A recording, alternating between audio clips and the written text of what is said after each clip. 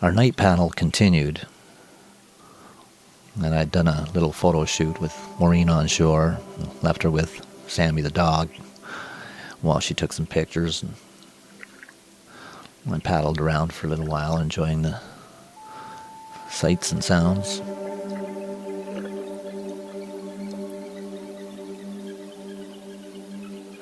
You look up and you see nothing but the stars above.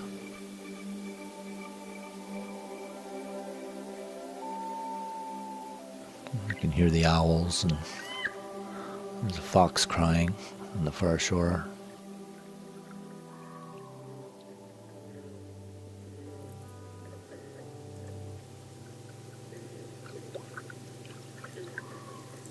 After a while, I came back in and picked up Maureen and Sammy the dog. Canoeing at the lake was very calm and peaceful and quiet.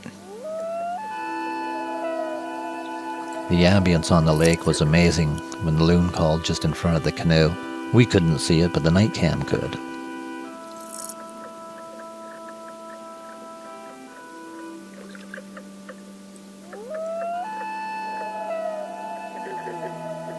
Loons continue fishing all night long. Sometimes they take time to rest, but they don't go back to a nest or on shore. They stay in the water as soon as they leave the nest when they're just a matter of a few days old, and they don't return to the nest. They live their entire lives on water.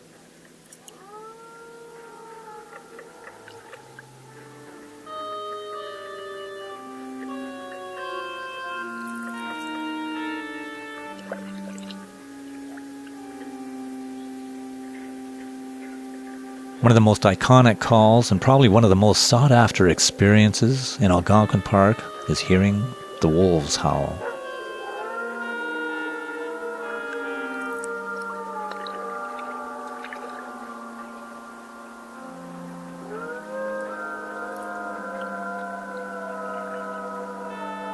These wolves were at a nearby kill site. We knew there was a kill site just in the forest, because we could smell it when the wind blew our way.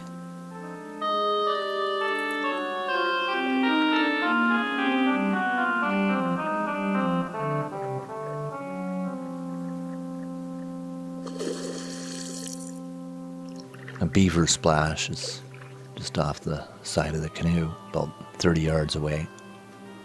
We paddled and drifted around the lake all night, recording wilderness and lake sounds.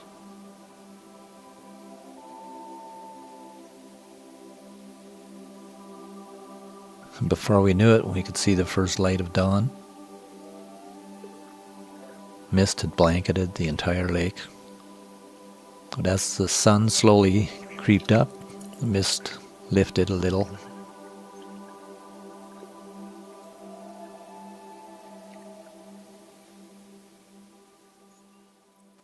It made a challenge for filming because the lens constantly got wet and had to be cleaned off, and had to take care to make sure the camera didn't get too wet.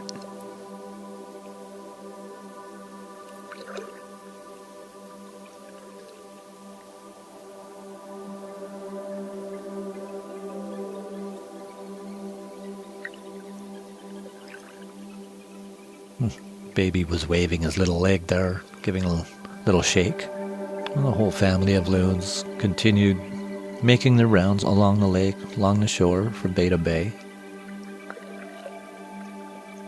Notice the baby loon still has all its down. No flight feathers whatsoever.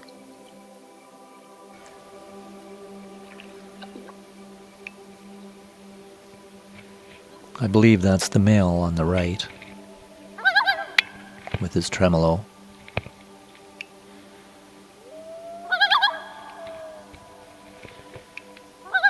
And the female answering with a very short wail.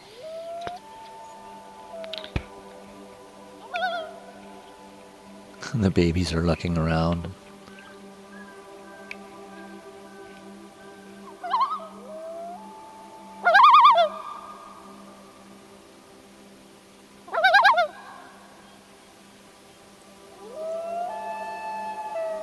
The male is preening and then rises.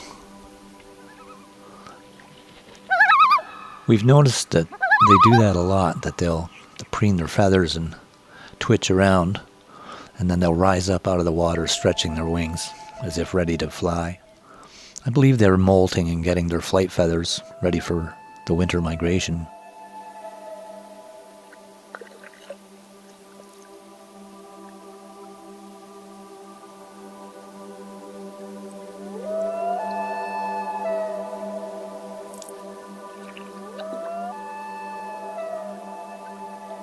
Now there's the scene of an Algonquin morning.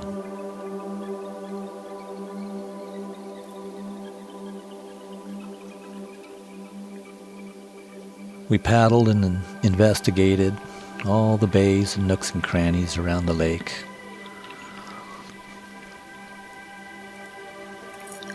And periodically we'd come across the family of loons once again and take some photos.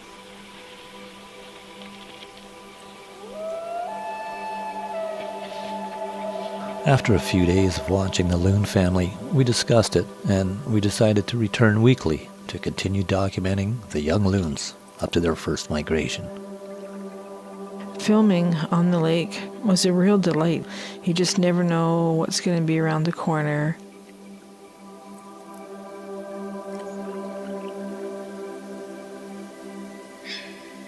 We startled a heron that was in a bay. It took to the wing. It's a week later now. The babies are diving on their own, fishing. They stay down for about 20 seconds or so at a time.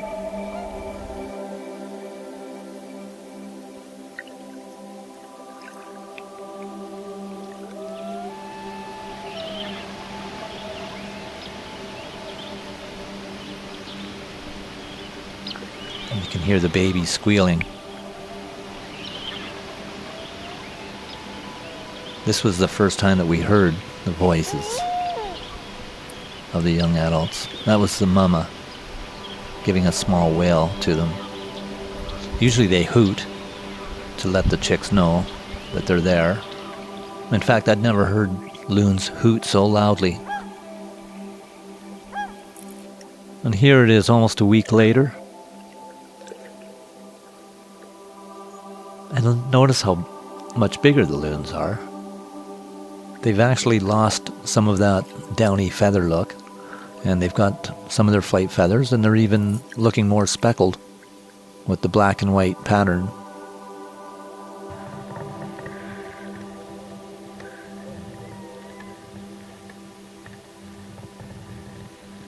I believe the young loon on the right is the older of the two. It seems to be more independent, fishing on its own now. Coming up in part 4, will the young loons gain their independence? Will they be strong enough to attempt their first migration, only 8 or 10 weeks away? Stay tuned to find out. Thanks for watching the Loons of Algonquin Park, the first migration. This is part 3 of 6. Stay tuned for part 4.